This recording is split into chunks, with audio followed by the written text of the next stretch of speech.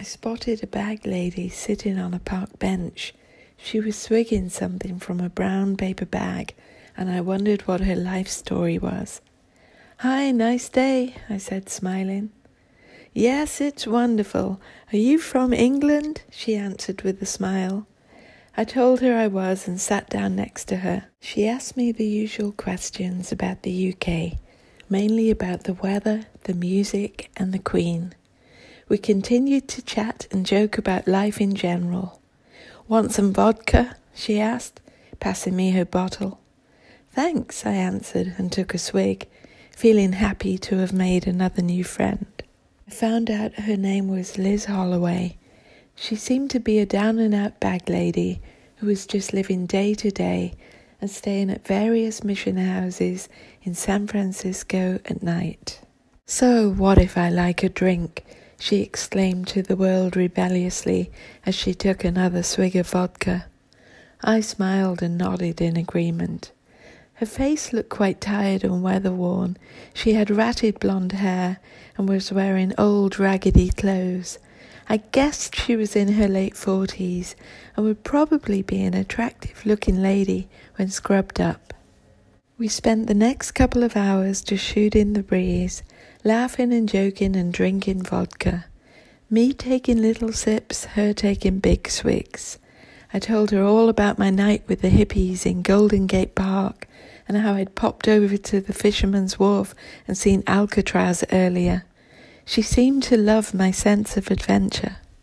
After a while we went for a little walkabout, and as we turned into Main Street, we bumped into some of X's punk friends. "Hey Della, what's up?" asked one of the punks, smiling over at me, but giving Liz a judgmental look. I smiled back and told them that Liz and I were off to get something to eat. "You don't want to hang out with her, man, she's wrecked," whispered one of the punks in my ear.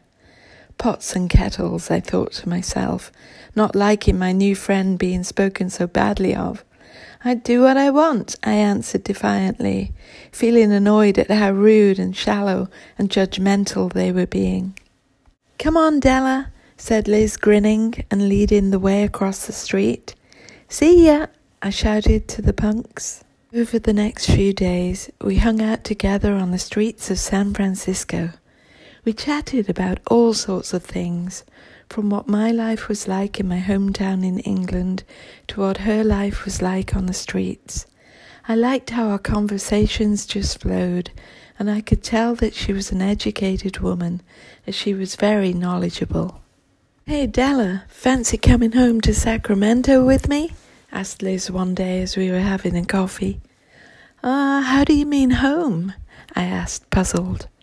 "You know, home," she answered, sounding frustrated. "I can get Brian to drive my car back. It's parked on Maple Avenue outside of town. We'll be there in a couple of hours, and you can meet my dog Bo and my friends Liz and Paul. They're looking after the house for me while I'm away," said Liz casually. I felt confused and blown away to find out that my friend Liz, the bag lady, had a home, a car, friends, and even a dog named Bo. Liz waved over a guy from the other side of the room and introduced us. "This is my friend Brian," she said with a smile. "So, are you coming with us?" Yeah, sounds great," I answered, looking forward to seeing more of California and to see where Liz lived. After a couple of hours of driving, we turned off the highway and onto the regular streets. We cruised into an upscale residential area and parked up outside of a big house. The house was beautiful, with well-kept lawns, flower gardens, and a gorgeous cherry tree to the side. "Home sweet home," exclaimed Liz, sounding really happy. The punks were never going to believe this. Liz, the homeless drunk bag lady, lives in a mansion, I thought to myself with a chuckle.